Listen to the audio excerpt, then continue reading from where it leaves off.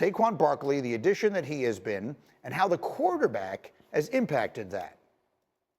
I think Jalen never gets enough credit for a lot of the things he does for this offense. And I don't, Saquon Barkley would not have the season he had without having Jalen Hurts as a quarterback. And that's a reality of it. And he never gets credit for that. And a little bit, but all of that goes to the offensive line and Saquon. Mm-hmm. The reality is his threat as a runner, his threat as an RPO person, all of that stuff opens up so many other things.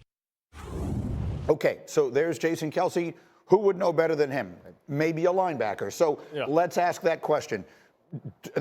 Saquon Barkley just had what might very well be the greatest season any running back has ever had in the history of the NFL. It's right there with the best of them. Mm-hmm.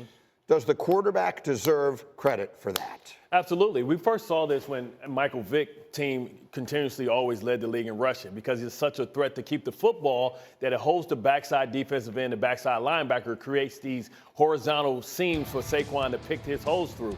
And then now when he does this as well, it's like this is virtually unstoppable because it makes it 11 on 11. And if one guy is out of his gap, one guy misses a tackle, it's a touchdown. Right, so if Saquon Barkley would not have we've seen an example of it, right? We saw him we didn't see this Saquon in New York, right? We see the effect as well with Lamar Jackson and what happens with Derrick Henry. He had a year where he looks like he's Benjamin Button aging backwards. That's because of the evolution of the quarterback. You see that with Jayden Daniels. It's a very few quarterbacks that can do that can add to the run game because they're a legitimate threat to pull it. It's interesting you say that. Just on the thing with the Giants never had an offensive line that resembled this at all. Right. There was the one year where they had that really good year that they went to the playoffs and won a game. Remember, Daniel Jones was running the ball like crazy that year. Maybe not as well as Jalen Hurts does, but really effectively. 700 yards. And look how well it worked. Yeah, no question about it. I mean, look, the Lamar Jackson Ravens teams almost always led the league in rushing, right? Like by wide margins a lot of the years. And there's no question about it. When you watch like the Ravens playoff games this year and you're watching Derrick Henry tear through the middle of the defense, you're also seeing the linebackers kind of drift over toward Lamar, who doesn't have the ball anymore. Yeah.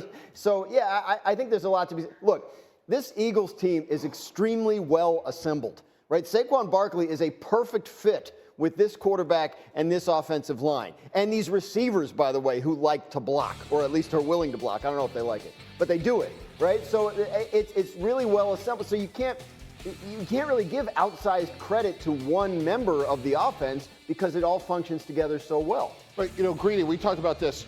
Ask any defensive coach. They hate 11-man spacing where they have to defend the run of the quarterback. And you mentioned it earlier. Saquon has 50 explosive plays.